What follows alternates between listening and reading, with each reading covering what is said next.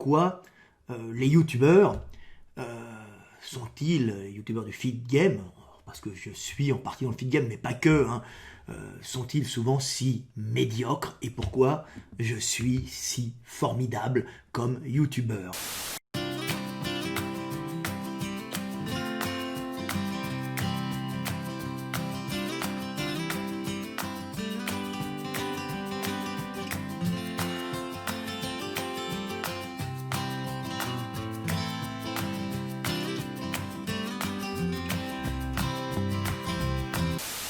Allez, allez.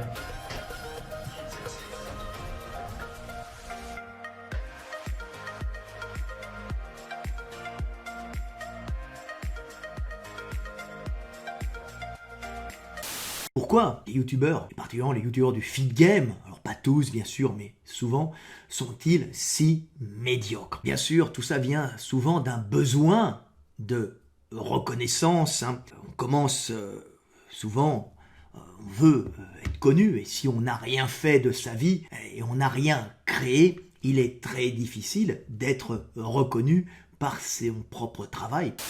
J'ai fait mes petites recherches. Donc, je me dis pas où j'ai trouvé ça, mais j'ai un petit protocole en fait d'un main physique. Donc moi je travaille dans le monde de la santé et donc j'ai des amis pharmaciens auxquels j'ai montré ce protocole. Et alors ils m'ont demandé si c'était pour plusieurs personnes ou si la personne avait des tendances suicidaires. C'est le 8 d'eau et c'est fou parce qu'elle est vachement liée au 10 d'air. Volonté de passer à autre chose. C'est la carte qu'il a dit là. Non. Donc, Monsieur la veille il y croit pas du tout et là ça on y est, la recrute, carte, elle a dit que non mais on recrute je cherche pas du une- tout. Miss Shape partie Oh, 2, c'est putain. ça? la élection Miss in Shape 2021. Les candidatures, c'est dans la description. Bon, ça va? Attends, je vais essayer de rentrer à la maison parce que là je suis KO là. Putain, l'entraînement il était puissant.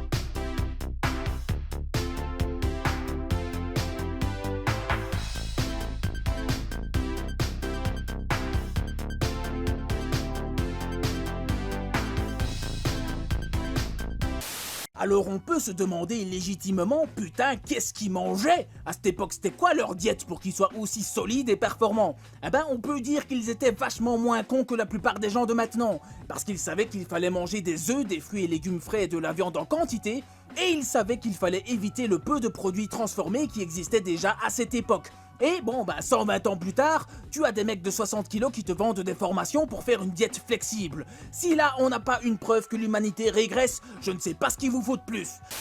Il y a aussi les gens, ils sont très nombreux, les youtubeurs, et ça malheureusement, ils sont légion sur la toile, hein, sur YouTube, à descendre, à essayer de détruire les autres pour briller. Car il n'y a rien de plus simple hein, que, quand on ne brille pas soi-même, d'éteindre les autres pour briller.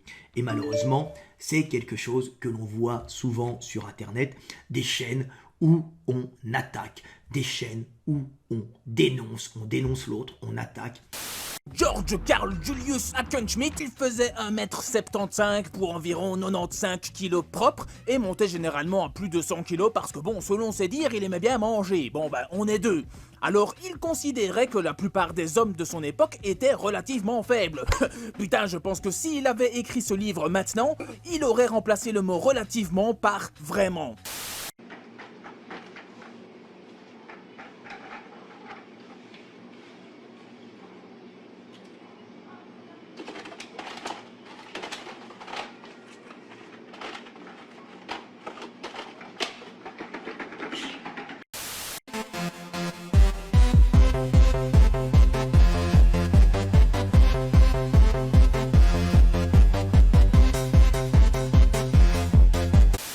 Pour un mec comme cet animal, par exemple, qui est un bon man physique, et maintenant il est en open.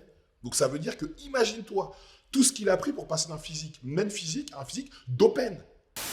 Bon, les amis, Sur les 6 dernières vidéos, ratio de pouces en l'air bien trop important, donc je me suis dit que j'allais faire une petite vidéo sur la contraction volontaire histoire de me faire insulter un petit peu, parce que c'est bien le sujet, soit adoré, soit détesté de beaucoup de pratiquants et de coachs, et c'est quand même embêtant, parce que la plupart, pratiquants comme coach, ne comprennent pas réellement ce que ça implique. Si vous vous sentez paresseux, maintenez un poids derrière votre dos et faites un squat jusqu'au sol et puis remontez. Faites-en plus chaque jour jusqu'à ce que vous puissiez le faire 100 fois sans vous fatiguer. Et après, mettez plus lourd.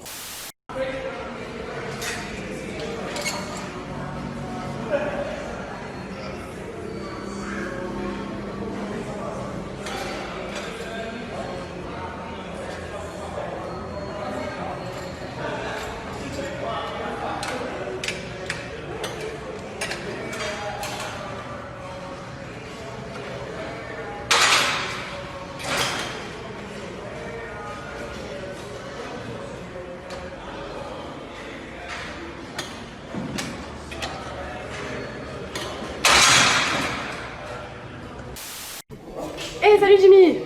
Comment tu vas? Samba, Rio de Janeiro. Eh, tu viens du Brésil? J'ai vu les fesses, si, le Brésil. Fais la samba avec moi. Danse, Non, danse, mais danse. je fais pas la samba là. Je vais m'entraîner, j'ai pas le temps pour tes conneries là.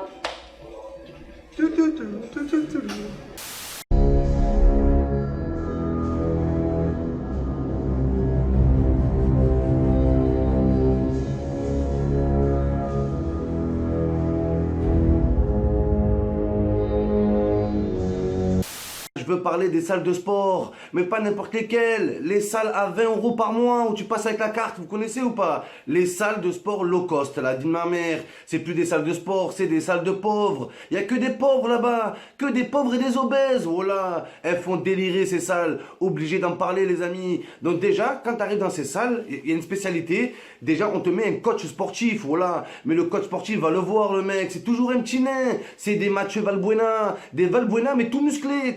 La vie de ma mère, le mec, il a un torse tout maigre, il a des bras, on dirait les bras, on les a rajoutés au corps, voilà. D'ailleurs, pour avoir de meilleurs résultats, certains sportifs utilisent différents produits, plus ou moins légaux dans certains cas, mais celui que tout le monde connaît est la protéine, la fameuse whey. Alors là, attention, je ne sais pas s'il n'y a que nous les Français, mais dans l'ensemble, on est assez effrayés par ça. À croire qu'il y a deux sujets à éviter en France, le nucléaire et la prot.